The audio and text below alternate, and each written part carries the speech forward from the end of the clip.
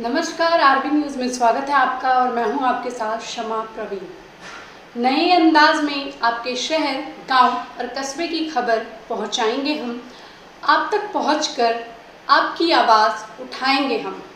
आपके सरोकार से जुड़ी खबरें भी दिखाएंगे हम। सरकार तक आपकी बात पहुंचाएंगे हम। तो बिहार से जुड़ी छोटी से छोटी खबर जानने के लिए सब्सक्राइब करें आरबी न्यूज़ चैनल। देख रहा है इंडिया, बोल रहा है मीडिया में आपका स्वागत है। नमस्कार, आप देख रहे हैं आरबी न्यूज चैनल और मैं हूं आपके साथ में आर.के. सिंह।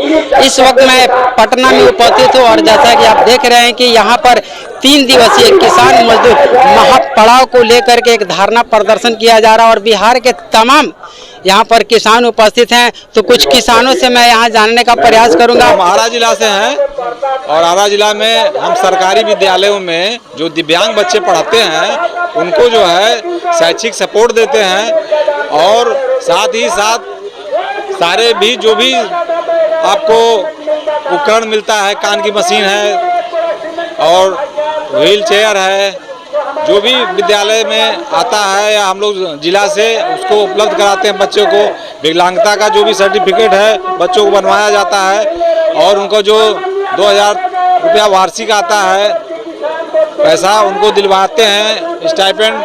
तो इसलिए हम लोग जितने भी विकलांग के सारे कार्यों को हम ही लोग करते हैं। आज आप लोग यहाँ पर धरना प्रदर्शन पर आए हैं, क्यों? क्योंकि 17 सालों से हमको सरकार यही कहते रहे कि अब हम आपका सामंजन करेंगे, सरकारी शिक्षक बनाएंगे, लेकिन हम लोग देख रहे हैं कि टोला सेवकों का कहां से कहां करिए, किसान मित्रों का कहां से कहां कर दिए, लेकिन हम लोगों के ऊपर ध्यान नहीं है। इसलिए हम लोग भी सोच रहे हैं कि अनिश्चितकालीन धरने पर रहेंगे, भूख हड़ताल करना पड़े, चाहे जो भी करना पड़े लोग आगे करेंगे। देश भर की राजधानियों में हो रहा है और यह आदेश है कि आने वाले दिनों में जो किसान मजदूर के विरोध में नीतियां बनाएगा, हमारे समर्थन में नहीं बनाएगा, उससे हम सत्ता से बेदखल कर देंगे। आज ये संकल्प लेने का दिन है कि गाँव गाँव काम करने के जगह खेतों में जाकर के हम इन नीतियों को, अपनी बातों को रखे और यहाँ से जाने के बाद इस फासिस्ट सरकार को हम जवाब दें और सत्ता से बेदखल करें। तभी हम मजदूर और किसान के पक्ष में नीति को बिल बढ़ा सकते हैं। CITU, बिहार राज्य कमेटी और अखिल भारतीय CITU ने लगातार आंदोलन किया है और आने वाले दिनों में हम आंदोलन में ही है और हमने संकल्प लिया है कि सब तमाम श्रमिक संगठन और किसान मजदूर एकता के साथ इस देश में एक नया समाज बनाएंगे जो किसान और मजदूरों को होगा। इसी के साथ मैं अपनी बात को समाप्त करता हूँ। इस व्यवस्था में आजादी के बाद जो 15-20 साल आजादी के तुरंत बाद सरकार ने कुछ सबक सीखा था, लेकिन आज सीधे उसका उल्टा हो गया। इसका मतलब राजतंत्र आने वाला है। हमारे मालूम है कि छोटे छोटे बच्चे जिसने हमारे मन गली गली में सोल्यूशन का सेवन कर रहे हैं और बाहरी सरकार इस माने में है कि लगता है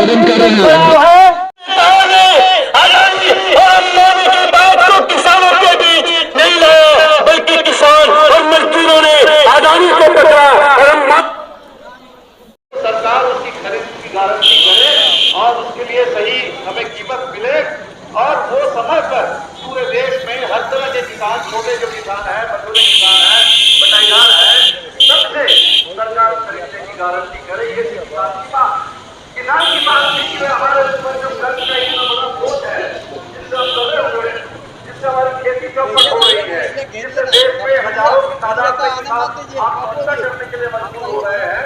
कहीं जहां में छिछुरने से मर जाते हैं, हम कभी लू लगने से मर जाते हैं, कहीं बाढ़ में डूबने से मर जाते हैं, कहीं ठंडा से मर जाते हैं। हमारी जिंदगी हमेशा जोखिम में रहता है, हमारी खेती भी हमेशा जोखिम में रहता है। हम जोखिम के बीच इस देश के 140 करोड़ लोग का पेट भरने का काम करते हैं। उनका काम है, देश का काम है, उनको पेंशन चाहिए तो हम किसानों को भी पेंशन चाहिए और इसलिए हमने मांग रखा है कि 5000 रुपया होना तो चाहिए 10,000, इसलिए कि फोर्थ ग्रेड का तनख्वाह है 20,000 तो पेंशन होगा 10,000।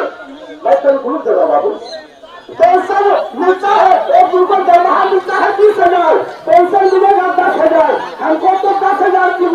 चाहिए वो पानी देने के लिए उतरा है।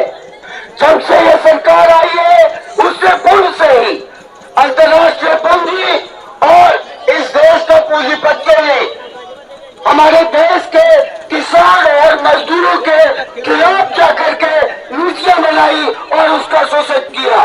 लेकिन जब 2014 में ये सरकार आई है, इस सरकार ने सबसे पहले मजदूरों के लंबे लड़ाई संघर्ष और कुर्बानियों से प्राप्त जो अधिकार हमने हासिल किए थे, सबसे पहले उसने उस अधिकार पर हमला किया है।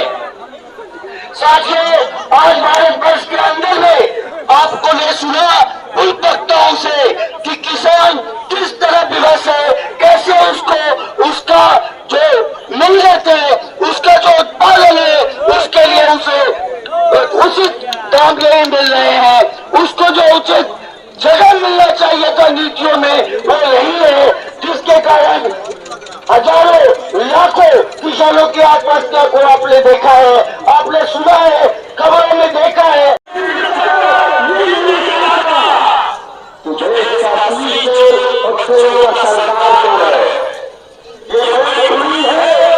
हमारे किसानों के बीच इस देश के जो शासकों ने इस रात की लड़ाई में समझा कि सरकार एक खोटा है। 60 वर्ष उम्र वालों को पेंशन 10,000 लागू करो, बूढ़ा बूढ़ियों को 10,000 पेंशन लागू करो। इनकलाब जिंदाबाद।